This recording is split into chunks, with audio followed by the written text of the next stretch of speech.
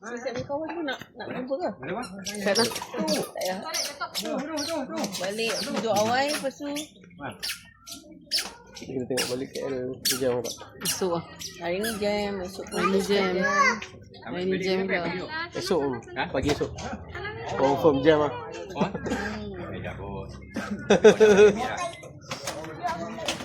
Aku depa dia lambat ni macam dia. Kau semua cuti. Tak. Nak masih nak? Okey. Tak apa. Tengok ah depa ni tak apa. Kau ni tak apa. Tengok ah. Tak kira kena ambil mail lah. Tak. Dia balik sendiri kan? Ambil malam balik main ni dah. Lepas tu balik sana pula. Kita parking dekat rumah dah. Boleh Kita lah. nak dia bawa kereta. Buat kata. Kan kereta kat Legenda? Tu polis kereta dia.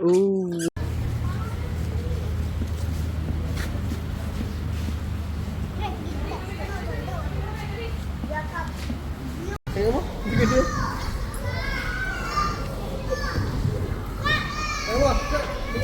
Sabar lah. Dia tadi dia.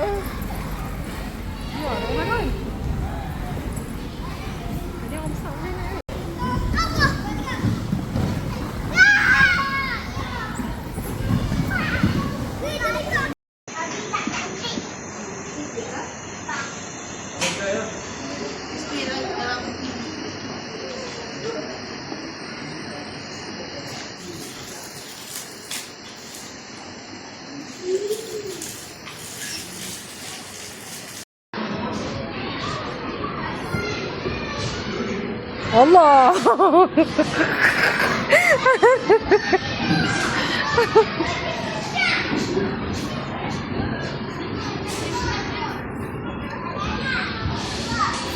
Dia boleh limit apa eh? Tak tahu lah. Tu lah dah. Ha.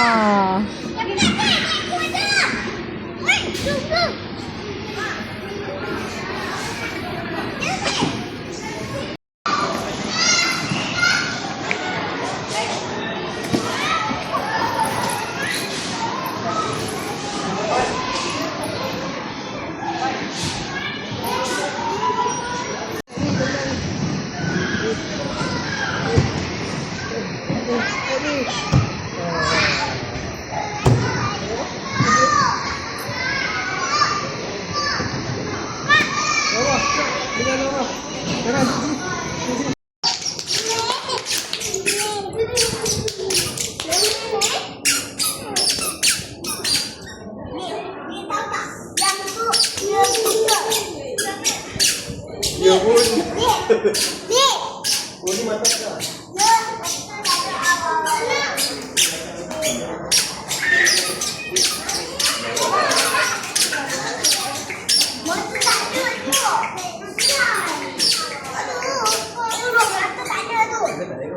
Dia ambil kucing yang sakit kat luar. Dia ambil juga. Jaga, bagi makan. Kat luar dia pun tak boleh juga. Tak boleh sabar. Ini cek pregnant tau. Kepala aku kan. Hui. Kena pergi beli ayak jom. Ha? Air tak ada.